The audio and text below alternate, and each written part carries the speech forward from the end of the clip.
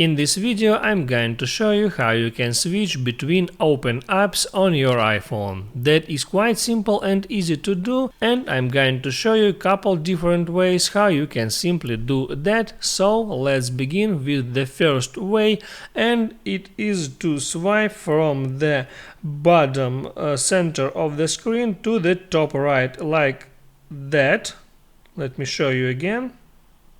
And that's it. Now here I can swipe over between my opened apps, and if I found the app that I wish to open, I can hit on that to continue work with that app. And now if I want to switch the app, I can do the following: make a swipe, and there now I am able to select the apps again. And now let me show you the second way.